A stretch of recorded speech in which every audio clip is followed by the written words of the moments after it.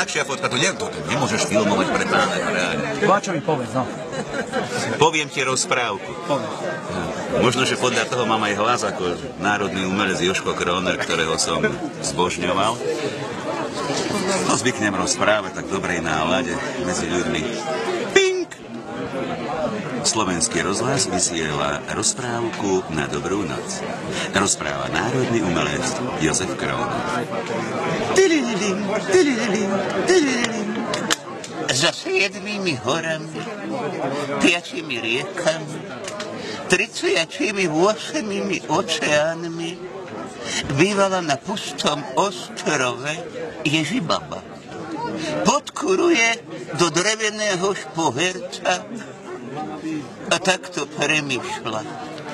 Ach, ja krava, prečo som sa tak ďaleko narodila? Dobrú noc, milé deti.